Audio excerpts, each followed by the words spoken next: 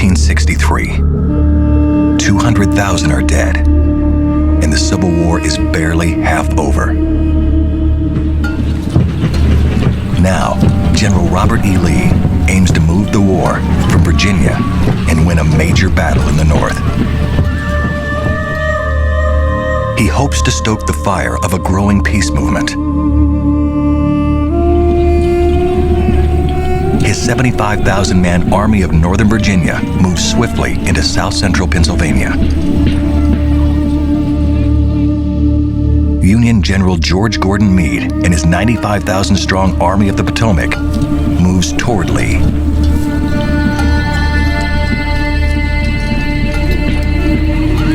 Lee concentrates his army where 10 roads converge. Gettysburg. Lee's move north will spark the largest battle in American history. It will last for 3 days.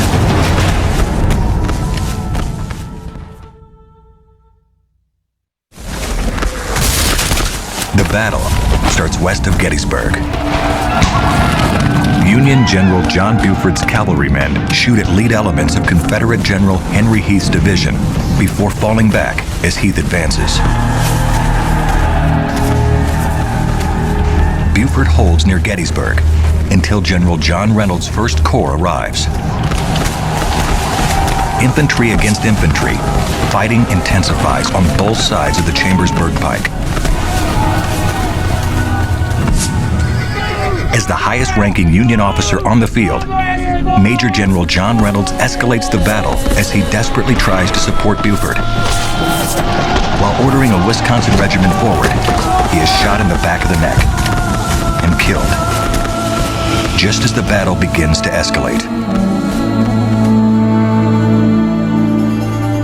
Confederate General Robert Rhodes's division arrives on Oak Hill. Though his division is twice the size of his opponent, Rhodes's initial attacks are poorly coordinated and repulsed.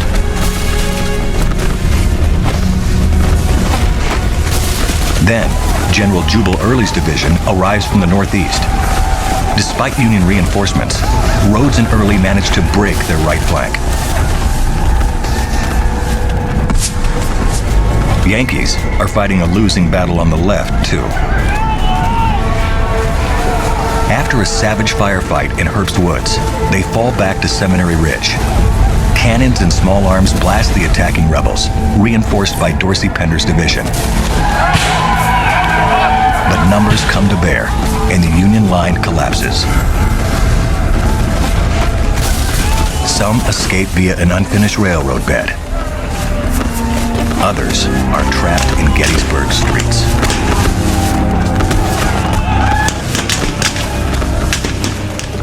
The defeated Yankees reform on Cemetery Hill, where General Howard has left a brigade and an array of cannons. The Confederates probe, but do not attack.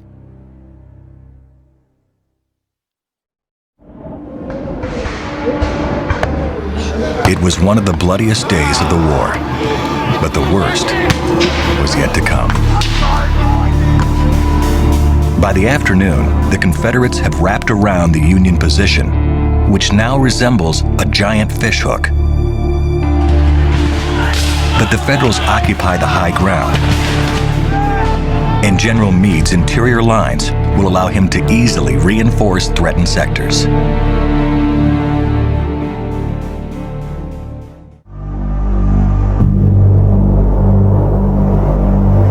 In the afternoon, Union General Dan Sickles moves his Third Corps to the Peach Orchard and the Emmitsburg Road, where he thought he could better use his artillery. But this creates a lengthy bulge in the Union line, and Sickles lacks the men to defend it.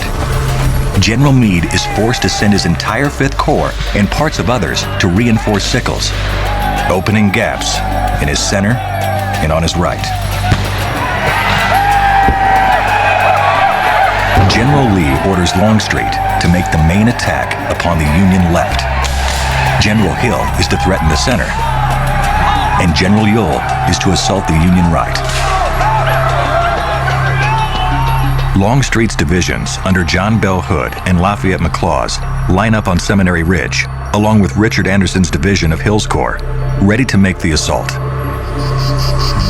It is one of the hottest days of the year. Advancing under a hail of fire, Hood's brigades commingle and split apart.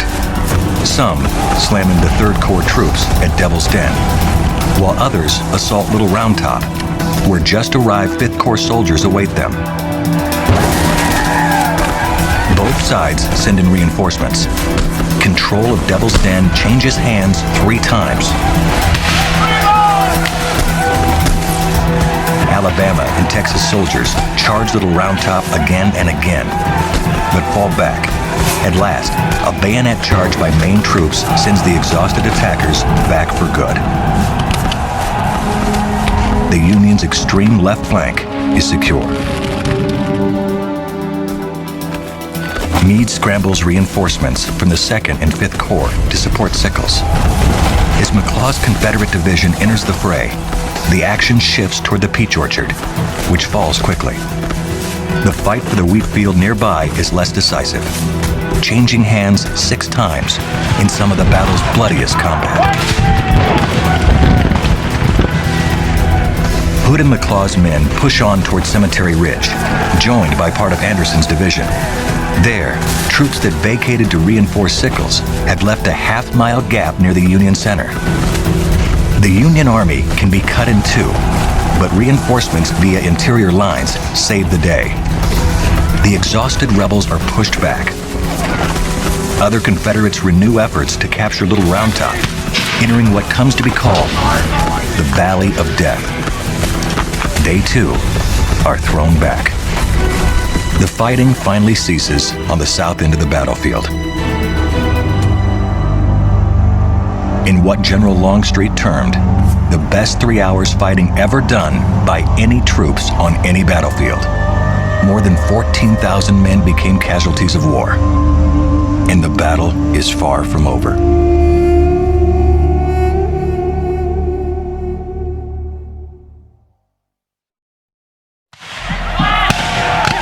At dusk, General Ewell moves on the Union right. 2 of Jubal Early's brigades sweep toward Cemetery Hill, obscured by the gathering darkness. The Union line is thinly held by battle-weary 11th Corps soldiers. Louisianans and North Carolinians overwhelm them. Portions of East Cemetery Hill are captured. Meade's army will lose the battle if Cemetery Hill falls.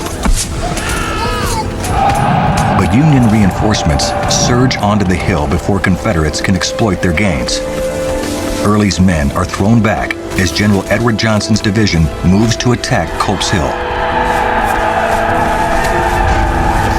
Most of the breastworks on Culp's Hill are empty, their brigades sent to reinforce Sickles.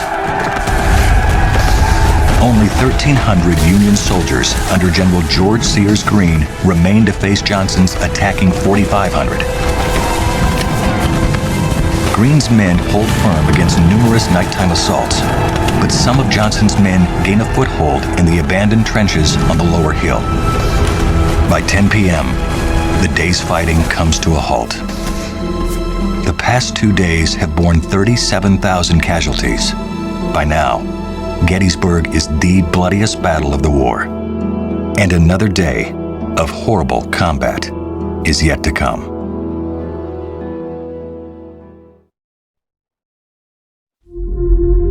General Lee sees an opportunity, hoping to take Culp's Hill in a morning assault.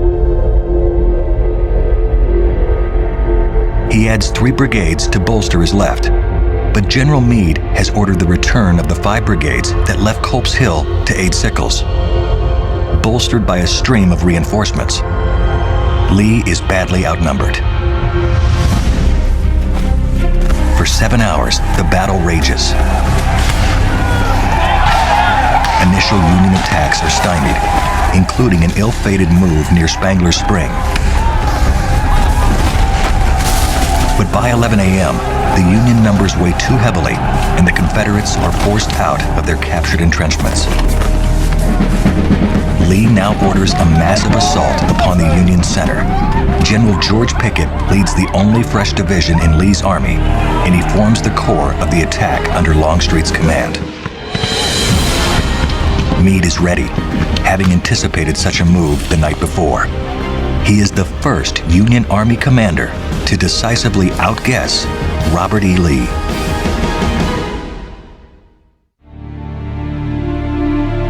At 1 p.m., Lee bombards the Union defenses, hoping to soften them up. Meade responds, and together, they create the largest artillery barrage in the Western Hemisphere. Ultimately, Lee's bombardment fails. Nevertheless, Pickett's attack commences at 3 p.m. 12,000 men emerge from Seminary Ridge. They must cross 1 mile of open ground. Union artillery opens at long range and tears gaps in the Confederate line. Meade orders more than 20,000 reinforcements to converge upon the center. Ohio, New York, and Vermont troops position themselves upon the flank of the Confederate advance. The Confederates are moving into a great pincer of Yankees. The Southerners enter rifle range. And fewer than half cross the Emmitsburg Road. But with second and third line troops coming up, some manage to breach the Union position. A ferocious melee ensues. As tens of thousands of Union reinforcements arrive, the Confederate attackers dwindle. Lee's men don't stand a chance.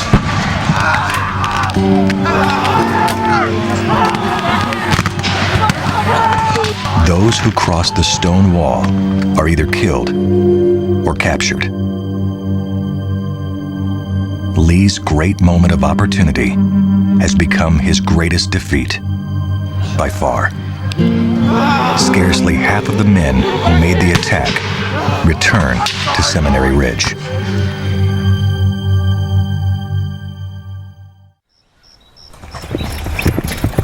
As events unfold in the center, cavalrymen are active on the flanks.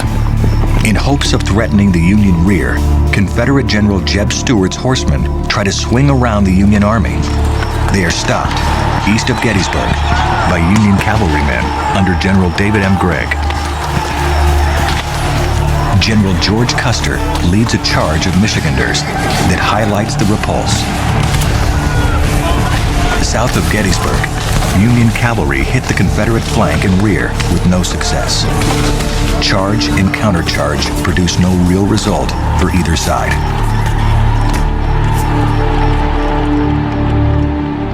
The Battle of Gettysburg is over.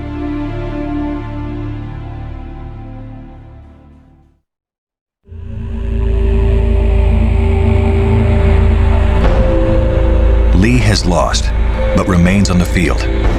He hopes to repulse a counterattack on July 4th to even the odds. Meade does not take the bait. That night, Lee pulls back through the mountains to the Potomac River. His lumbering wagon train of wounded is miles long. Meade plans to attack, but Lee's river position is too strong. The Army of Northern Virginia, beaten as it had never been beaten before, moves back into Virginia. And the war will go on another 21 months.